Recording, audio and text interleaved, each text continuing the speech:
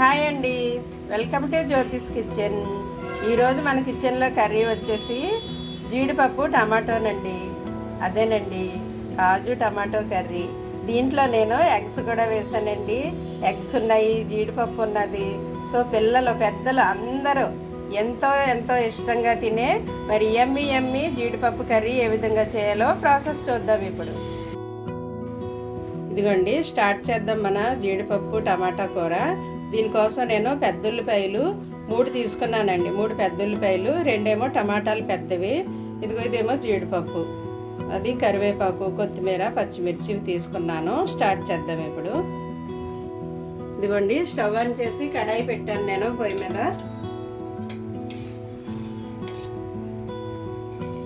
Okay, oil వేస్తున్నాను.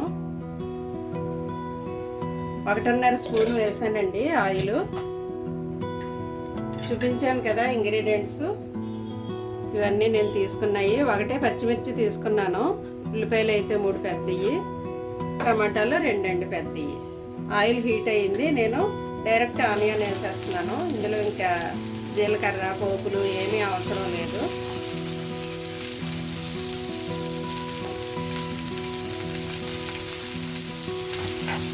ఉల్లిపాయలు కొద్దిగా వేగనిద్దామండి. ఉల్లిపాయలు కొంచెం వేగిన తర్వాత మిగిలిన ఇంగ్రీడియంట్స్ యాడ్ చేద్దాం మనం.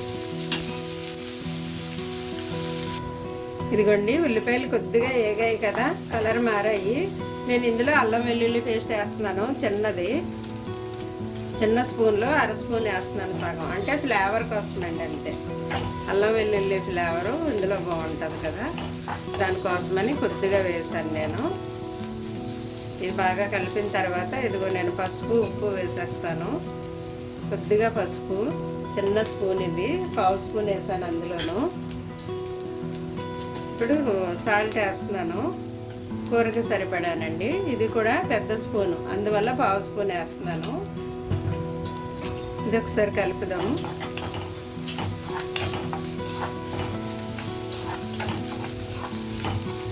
కలిపిన తర్వాత మనం ఇదిగోండి టమాటా యాడ్ చేసేద్దాం ఇప్పుడు. తర్వాత పచ్చిమిర్చి, కొత్తిమీర, కరివేపాకు ఇవి కూడా వేసేస్తున్నాను.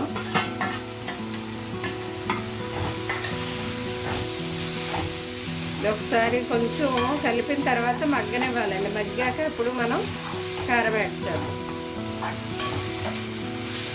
ఉల్లిపాయలు ఎక్కువ ఎందుకు తీసుకున్నానంటే ఈ మగ్గితే కూర దగ్గరికి అయిపోతుంది కదా, మరి ఓన్లీ కూర టమాటా కాజు కాబట్టి కొంచెం ఆనియన్ పడుతుంది. మరీ ఎక్కువైనా తీపి వచ్చేస్తుందండి, చూసుకోండి. మీరు తీసుకున్న టమాటాకి తగ్గట్టుగా, కాజుకి తగ్గట్టుగా ఆనియన్ వేసుకోవాలన్నమాట. మరి ఎక్కువైనా గ్రేవీ కావాలనుకుంటే ఎక్కువైతే మరి తీపిదనం వస్తుంది ఉల్లిపాయలు ఎక్కువైతేనే. ఇందులో మనం చింతపండు వేయము, మసాలా వేస్తాము కొద్దిగా.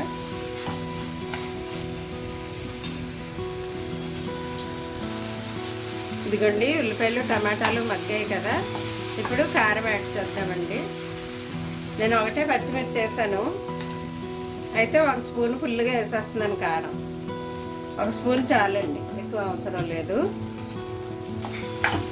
ఇది ఇలా కలిపేసిన తర్వాత మనం కాజు కూడా యాడ్ చేద్దాం ఇందులో.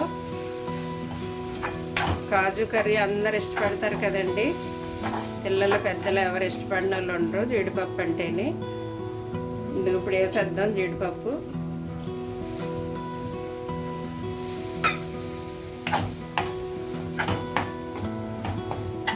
ఇప్పుడు కొంచెం మనం వాటర్ వేసి ఉడకనిద్దామండి. వాటర్ వేసి ఉడికిన తర్వాత కొద్దిగా మసాలా యాడ్ చేద్దాము. ఆల్రెడీ వేగాయి కదండి, ఉల్లిపాయలు టమాటా మగ్గింది కాబట్టి వాటర్ ఎక్కువ అవసరం లేదు.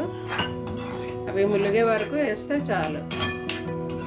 ఇప్పుడు సరిపడా వాటర్ వేసాం కదా, కొంచెం ఉడకనిద్దాం. ఇదిగోండి, మన కర్రీ దగ్గరికి ఉడికింది. అయితే ఇందులో ఇప్పుడు నేను జీరా ధనియా పౌడర్ వేస్తాను. కొద్దిగా జీరా ధనియా పౌడర్ వేసాను. కొద్దిగా మసాలా వేస్తున్నానండి, కొంచెం చిన్నది మసాలా వేసాను, 1/2 స్పూను, చాలా చిన్న స్పూను. ఒకసారి దీన్ని ఇలా కలిపేసిన తర్వాత దీంట్లో నేను ఉడకబెట్టుకున్న గుడ్లు వేస్తున్నానండి. గుడ్లు ఉడకబెట్టుకున్నాను. ఓన్లీ ఇదే తింటే మరి బాగోదు కదా, ఏదో ఒకటి ఉండాలనేసి నేను ఎగ్స్ బాయిల్ చేశానండి. కొంతమంది ఎగ్స్ నూనెలో వేపుతారు, అలా వేపడం ఎందుకండి, ఇలాగే తినాలి. నూనెలో మళ్ళీ అది ఫ్రై చేస్తే దాని పోషకాలు పోతాయి కదా, అందువల్ల బాయిల్ చేసిన ఎగ్స్ ఈ విధంగా తినాలి, మళ్ళీ ఫ్రై చేయకూడదు ఆయిల్లోను అని నా ఒపీనియన్. ఓకే, ఎవరిష్టం వాళ్ళది కదా మరి. అయితే దీంట్లో ఫైనల్గా కొత్తిమీర వేస్తున్నాను. మనం ఆయిల్ తక్కువ వేసాం కాబట్టి ఇది చాలా హెల్దీ అండి. కొంతమంది ఇది మునిగే వరకు చాలా ఇంకా ఆయిల్లో తేలదు అనమాట కూర, అలా వేస్తారు. మరి చిన్నప్పటి నుండి పుట్టినప్పటి నుండి చనిపోయే వరకు ఆయిల్ ఎన్ని పేపాలు తాగేస్తామండి. ఆయిల్ ఎక్కువ వాడడం వల్లే అనారోగ్యాలు పాలవుతాము, హాస్పిటల్కి తిరుగుతాము, బీపీలు, షుగర్లు, కొలెస్ట్రాల్, నానా రకాలు. అవసరమా చెప్పండి? అందుకే తక్కువ ఆయిల్ వేసుకోండి, రుచికరంగా వండుకోండి, హెల్తీగా ఉండండి.